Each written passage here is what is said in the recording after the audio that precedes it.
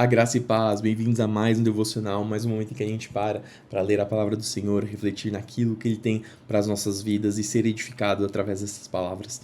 Senhor, obrigado por mais esse dia, por mais essa oportunidade para ler a Tua palavra, Senhor, para que o Senhor fale aos nossos corações, para que nós possamos ter discernimento, disciplina e continuar aprendendo mais e mais de Ti. Senhor, desperta o coração dos seus filhos para que eles tenham cada vez mais vontade de conhecer aquele que tu é e ir, Senhor, atrás da fonte que nos mostra quem o Senhor é, que é a tua palavra, a Bíblia. É isso que eu te peço e agradeço em nome de Jesus. Amém. E vamos para o texto de hoje, que se encontra em Esther. Nós vamos ler do capítulo 8 até o capítulo 10, verso 3. Então nós vimos todo o desenrolar da história de Esther, onde Amã acaba sendo frustrado, acaba sendo humilhado por conta de suas próprias atitudes, achando que ele era o maioral. Nós vimos que Amã, ele tinha tudo e por conta de sua ganância, por conta de sua maldade, ele acabou perdendo tudo aquilo que ele tinha. Um dos homens mais respeitados no reino do rei Xerxes acabou sendo derrubado por conta da sua ganância. Para que a gente não faça isso, para que a gente coloque Deus acima de tudo em nossas vidas, para que não tenhamos ídolos em nossas vidas. E nós continuamos a partir desse momento. Naquele mesmo dia, o rei Xerxes entregou à rainha Esther os bens de Amã, inimigo dos judeus. Lembrando que Amã era um homem muito, muito rico. Então Mardoqueu foi trazido à presença do rei, pois Esther havia contado ao rei que ele era seu parente. O rei tirou do dedo o anel com o selo real que ele havia tomado de volta de Amã e o entregou a Mardoqueu. Assim, Esther o nomeou administrador dos bens de Amã. Então Esther voltou a apresentar-se ao rei e, caindo aos seus pés, suplicou com lágrimas que ele cancelasse o plano perverso de Amã, o Agagita, contra os judeus. Mais uma vez, o rei estendeu o cetro de ouro para Esther. Ela se levantou e ficou em pé diante dele. Disse ela: se parecer bem ao rei, se conto com seu favor, se o rei considerar correto e se tenho agradado, que seja publicado um decreto anulando as ordens de Amã, filho de Hamedata, o Agagita, para aniquilar os judeus em todas as províncias do rei. Pois como eu suportaria ver meu povo passar por tal calamidade? Acaso poderia assistir à destruição de minha família? O rei Xerxes disse à rainha Esther e ao judeu Mardoqueu: Entreguei a Esther os bens de Amã, e ele foi enforcado porque tentou destruir os judeus.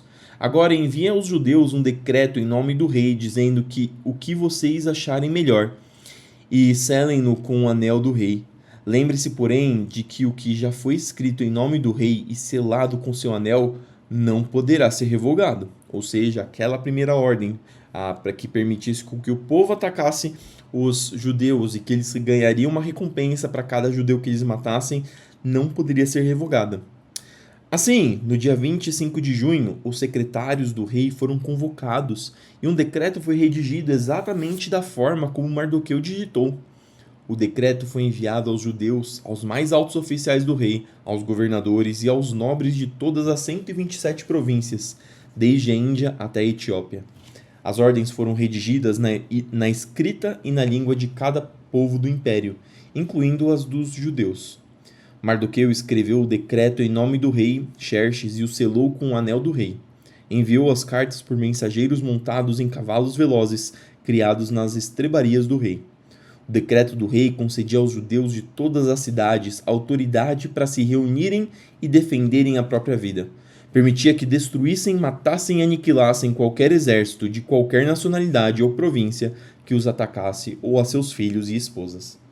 Também permitia que tomassem os bens de seus inimigos. A data marcada para que isso acontecesse em todas as províncias do rei Xerxes era 7 de março do ano seguinte. Uma cópia do decreto devia ser publicada como lei em cada província e proclamada a todos os povos, a fim de que os judeus estivessem preparados para se vingar de seus inimigos na data marcada. Por ordem do rei, os mensageiros saíram a toda pressa, montados em cavalos velozes criados nas estrebarias do rei. O decreto também foi proclamado na fortaleza de Suzã. Mardoqueu saiu da presença do rei vestido com trajes reais em azul e branco, uma grande coroa de ouro e um manto de linho fino e tecido vermelho. E o povo de Suzã comemorou alegremente o novo decreto. Os judeus se encheram de felicidade e alegria e foram honrados em toda parte. Em cada província e cidade, em cada lugar onde o decreto do rei chegava, os judeus se alegravam muito e comemoravam com grandes banquetes, festas e feriados. Muitos que pertenciam a outros povos do império se tornaram judeus porque temiam que os judeus pudessem fazer com eles. Assim, no dia 7 de março, os dois decretos do rei entraram em vigor. Nesse dia, os inimigos dos judeus esperavam dominá-los, mas aconteceu o contrário. Os judeus dominaram seus inimigos. Reuniram-se em suas cidades em todas as províncias do rei Xerxes para atacar qualquer um que procurassem lhe fazer mal. Ninguém conseguiu resistir-lhes, pois tinham muito medo deles. E todos os nobres da província, os mais altos oficiais, os governadores e os oficiais do rei ajudaram os judeus, pois temiam Mardoqueu. Ele havia sido promovido no palácio real do rei, e à medida que se tornava mais poderoso, sua fama se espalhava por todas as províncias. Portanto, na data marcada, os judeus feriram seus inimigos à espada, mataram e aniquilaram seus inimigos e fizeram o que queriam com aqueles que os odiavam. Só na fortaleza de Suzã, os judeus atacaram e mataram 500 homens. Também mataram Parsandata, Dalfon, Aspata, Purata, Adália, Aridata, Parmasta, Arizai, Aridai e Vaizata, os 10 filhos de Amã, filho de Hamedata, inimigo dos judeus. No entanto, não tomaram nenhum despojo. Naquele mesmo dia, quando o rei foi informado do número de pessoas mortas na fortaleza de Suzã, mandou chamar a rainha Esther e disse: Só na fortaleza de Suzã os judeus mataram 500 homens, além dos filhos de Amã. Se fizeram isso aqui, o que terão feito nas províncias? E agora o que mais deseja? Seu pedido será atendido. Diga-me e será feito. Esther respondeu: Se parecer bem ao rei, dê permissão aos judeus de Suzã para que façam novamente amanhã o mesmo que fizeram hoje, e que os corpos dos 10 filhos de Amã sejam pendurados na forca. O rei concordou e publicou o decreto em Suzã, e os corpos dos 10 filhos de Amã foram pendurados na forca. Então, no dia 8 de março, os judeus de Suzã se reuniram e mataram 300 homens.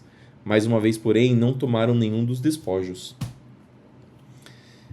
Enquanto isso, os outros judeus em todas as províncias do rei haviam se reunido para defender a própria vida. Livraram-se de seus inimigos ao matar 75.000 dos que odiavam os judeus. No entanto, não tomaram nenhum despojo. Isso foi feito em todas as províncias no dia 7 de março, e no dia 8 descansaram e comemoraram sua vitória com um dia de festa e alegria. E vejam bem, aqui a gente vê que eles não tomaram nenhum despojo, isso porque eles não estavam agindo de modo por ganância ou qualquer coisa que seja, senão por se defender daqueles que queriam fazer mal para as suas vidas. Os judeus de Suzã mataram seus inimigos nos dias 7 e 8 de março e descansaram no dia 9, fazendo dele um dia de festa e alegria. Por isso, os judeus que vivem em povoados nas regiões rurais celebram a festa anual nesse dia determinado, data em que se alegram, festejam e presenteiam uns aos outros com alimentos. Mardoqueu registrou esses acontecimentos e enviou cartas aos judeus em todas as províncias do rei Xerxes, tanto aos de perto como aos de longe, instruindo-os a celebrar uma festa anual nesses 2 dias. Ordenou que celebrassem com festas e alegria, presenteando uns aos outros com alimentos e distribuindo presentes aos pobres. Assim, recordariam a ocasião em que os judeus se livraram de seus inimigos e em que sua tristeza foi transformada em alegria, e seu lamento em dia de festa. Os judeus aceitaram a orientação de Mardoqueu e adotaram esse costume anual. Amã, filho de Amedata, o Agagita, inimigo dos judeus, havia tramado destruí-los numa data determinada pelo lançamento de sortes, chamadas Purim. Mas, quando Esther foi à presença do rei, ele publicou um decreto que fez o plano perverso de Amã se voltar contra ele, e Amã e seus filhos foram pendurados numa forca. Por isso, essa comemoração se chama Purim, palavra que se usava antigamente para lançar sortes. Assim, por causa da carta de Mardoqueu e daquilo que lhes haviam acontecido, os judeus em todo o reino concordaram em dar início a essa tradição e transmiti-la a seus descendentes e a todos que se tornassem judeus. Declararam que não deixariam de celebrar anualmente esses 2 dias na data determinada. Esses dias seriam lembrados e comemorados de geração em geração por todas as famílias, em todas as províncias e cidades do império. A festa de Purim jamais deixaria de ser celebrada pelos judeus, nem a lembrança do que havia acontecido se apagaria entre seus descendentes. Então a rainha Ester, filha de Abiail, e o judeu Mardoqueu escreveram outra carta com toda a autoridade para confirmar a carta de Mardoqueu e estabelecer a festa de Purim. Enviaram cartas a todos os judeus das 127 províncias do Império de Xerxes, desejando-lhes paz e segurança. Essas cartas estabeleciam a festa de Purim, uma celebração anual desses dias na data determinada, conforme decretado tanto pelo judeu Mardoqueu como pela rainha Ester. O povo resolveu celebrar essa festa, assim como haviam estabelecido para si e seus descendentes os tempos de jejum e de lamentação. Assim, o decreto de Ester confirmou as orientações para a festa de Purim, e tudo foi escrito nos registros. O rei Xerxes impôs tributos a todo o seu império, incluindo as distantes regiões do litoral. Suas grandes realizações e o relato completo da grandeza de Mardoqueu, a quem o rei havia prometido, estão registrados no livro da história dos reis da Média e da Pérsia. O judeu Mardoqueu ocupou o cargo mais alto do reino, abaixo apenas do próprio rei Xerxes. Era muito importante entre os judeus, que o tinham em alta consideração, pois ele continuou a trabalhar para o bem de seu povo e a buscar o bem-estar de todos os seus descendentes. 1 Coríntios 12, 27 até o 13, verso 13. Juntos, todos vocês são o corpo de Cristo, e cada um é uma parte dele. Deus estabeleceu para a igreja, em primeiro lugar, os apóstolos, em segundo, os profetas, em terceiro, os mestres, depois, os que fazem milagres, os que têm o dom de cura, os que ajudam os outros, os que têm o dom de liderança, os que falam em diferentes línguas. Somos todos apóstolos? Somos todos profetas? Somos todos mestres? Todos nós temos o poder de fazer milagres? Todos temos o dom de cura? Todos temos a capacidade de falar em diferentes línguas? Todos temos a capacidade de interpretar o que é dito? Portanto, desejem intensamente os dons mais úteis. Agora, porém, vou lhes mostrar um estilo de vida que supera os demais. Se eu falasse as línguas dos homens e dos anjos, mas não tivesse amor, seria como um sino que ressoa ou um símbolo que retine. E veja, é interessante que a gente mudou de capítulo, nós estávamos no 12 e fomos para o 13, mas é uma continuação lógica do que nós acabamos de ler, porque aqui Paulo está no capítulo 12, Paulo está falando dos dons, e aí fala coisas que talvez interessem muito aos outros, os dons de fazerem curas, os dons de fazerem milagres, os dons de falarem outras línguas, dons de ajudar aos outros, e talvez os olhos das pessoas se encham vendo isso e desejando com que nós tenhamos o poder de curar aos outros, de proclamar o evangelho fazendo milagres e maravilhas, assim como nós lemos que os apóstolos fizeram. E isso é útil. Mas Paulo diz que tem um jeito de viver que é muito melhor do que desejando os dons. É muito melhor do que focar nos dons e é muito mais preferível. Olha só, se eu falasse a língua dos homens e dos anjos, ou seja, se eu tivesse um dom que faria com que eu permitisse com que eu falasse até a língua dos anjos, mas não tivesse amor, seria como um sino que ressoa, um símbolo que retine. Ou seja, o amor, ter o amor, saber amar ao próximo, amar a Deus, é mais importante do que ter qualquer tipo de dom. Se eu tivesse o dom de profecias, se entendesse todos os mistérios de Deus e tivesse todo o conhecimento, e se tivesse uma fé que me permitisse mover montanhas, ou seja, talvez um profeta poderoso, uma pessoa que é grande em poder, talvez um Isaías, talvez um Elias, mas não tivesse amor, eu nada seria. Se desse tudo o que tenho aos pobres e até entregasse meu corpo para ser queimado, ou seja, uma pessoa altruísta, uma pessoa que dá em generosidade, e não tivesse o amor, de nada me adiantaria. O amor é paciente e bondoso. O amor não é ciumento nem presunçoso. Não é orgulhoso nem grosseiro. Não exige que as coisas sejam à sua maneira. Não é irritável nem rancoroso. Não se alegra com a injustiça, mas sim com a verdade. O amor nunca desiste, nunca perde a fé, sempre tem esperança e sempre se mantém firme. Um dia, profecia, línguas e conhecimento desaparecerão e cessarão, mas o amor durará para sempre. O amor é algo que dura mais do que qualquer profecia, qualquer língua, qualquer conhecimento. E a própria Bíblia fala que um dia tudo isso passará, mas o amor continuará. Agora nosso conhecimento é parcial e incompleto, e até mesmo o dom da profecia revela apenas uma parte do todo. Mas quando vier o que é perfeito, essas coisas imperfeitas desaparecerão. Quando eu era criança, falava, pensava e raciocinava como criança. Mas quando me tornei homem, deixei para trás as coisas de criança. Agora vemos de modo imperfeito, como um reflexo no espelho, mas então veremos tudo face a face. Tudo que sei agora é parcial e incompleto.